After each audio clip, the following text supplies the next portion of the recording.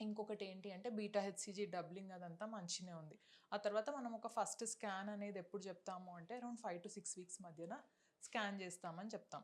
So, ఆ 5-6 weeks స్కాన్‌లో ఏంటి అంటే మనకి కొంచెం మంచిగా యోక్ సాక్ అట్లా కనిపించాలనమాట.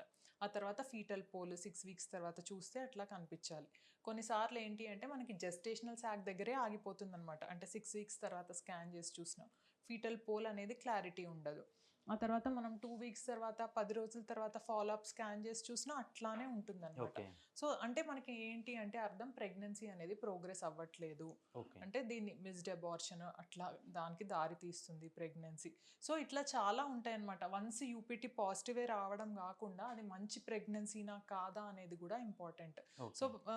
వన్స్ మనకి ప్రెగ్నెన్సీ వచ్చిన తర్వాత హార్ట్ బీట్స్ వచ్చిన తర్వాత మనం 10 వీక్స్ స్కాన్‌లో గూడా సడెన్‌గా హార్ట్ బీట్ అనేది హ్మ్. ఆగిపోవచ్చనమాట. అంటే 10 ఇయర్స్ బ్యాక్ ఈ ఫెర్టిలిటీకి సంబంధించి ఎక్కడో చాలా మైనర్ కేసులు మనం చూస్తుండేవాళ్ళం. ఈ కేసెస్‌కి హ్మ్. సంబంధించి. హ్మ్. 10 ఇయర్స్ అంటే అంతకుముందు ఉన్నటికి ఇప్పుడున్న జనరేషన్‌కి we have lot of changes. Hmm. చాలా హ్మ్. చేంజెస్ చూసాం.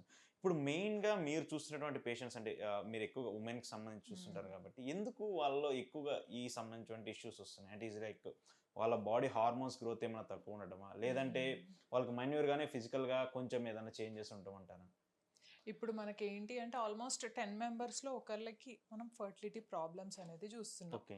ఇప్పుడు ఈ మధ్య ఎక్కువగా చూస్తుంది ఏంటి అంటే పీసీఓ ప్రాబ్లమ్ అనేది కూడా చాలా యెస్. ఎక్కువగా చూస్తున్నామనమాట.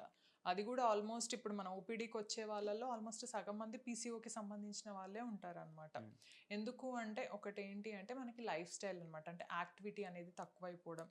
కొంతమందికి ఏంటి అంటే కొంచెం ఒబెసిటీ అనేది ఉండడం అనమాట. హ్మ్. అంటే కొంచెం వెయిట్ అనేది కూడా ఎక్కువ ఉండడము. అంటే మనం చూసినట్టయితే ఇవాళ రేపు ఏంటి ఇప్పుడు మనకి స్విగ్గీ, ప్రాసెస్డ్ ఫుడ్ ఇంట్లో కూర్చుంటే ఏమీ అసలు వంటగదికి కూడా ఎనీథింగ్ ఎళ్ళాల్సిన విల్ గెట్ అవసరం లేదు.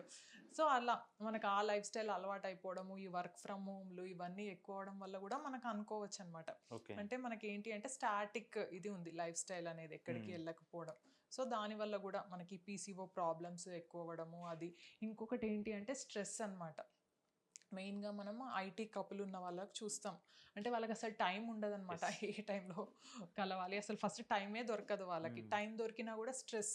స్ట్రెస్ అవ్వడం వల్ల వాళ్ళు సరిగ్గా అంటే ఇంటర్‌కోర్స్ అనేది అంటే మనకి ఇరెక్షన్ ప్రాబ్లమ్ గానీ, ఇజాక్యులేషన్ ప్రాబ్లమ్ గానీ ఇట్లా గూడా చూస్తా ఉంటాం హ్మ్. మనం.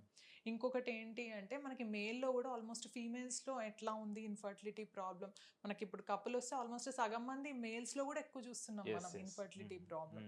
హ్మ్. అంటే మెయిన్ వాళ్ళు అంటే సరిగ్గా పార్టిసిపేట్ చేయలేకపోవడము, ఇరెక్షన్ ప్రాబ్లము, ఇంకొన్ని హ్మ్. సార్లు కణాలే అసలు తగ్గిపోతాయన్నమాట. హ్మ్. మనకి నార్మల్‌గా న్యాచురల్ ప్రెగ్నెన్సీకి కావాల్సిన దానికంటే చాలా తక్కువ కణాలనేవి ఉంటాయన్నమాట. హ్మ్. సో, చాలా వాటి వల్ల వాళ్ళ లైఫ్ స్టైల్ వల్ల గానీ, స్ట్రెస్ వల్ల గానీ, వాళ్ళు నైట్ షిఫ్ట్స్ వల్ల గానీ, ఇంకా మనకేంటి అంటే కొంతమంది బాగా ట్రావెల్ చేస్తూ ఉంటారు, డ్రైవింగ్ చేస్తూ ఉంటారు. మనకి మోటార్ సైకిల్ యెస్. వీటిపైన ఎక్కువ ట్రావెల్ చేసి ఫోన్స్ మనకి కింది పాకెట్‌లో పెట్టుకున్నా గానీ సో, ఫోన్స్ వల్ల కూడా ప్రాబ్లమ్ వస్తుంది. ఫోన్స్ వల్ల గూడా యాహ్! ప్రాబ్లమ్ అనేది ఓకే. ఉంటుంది మనకి.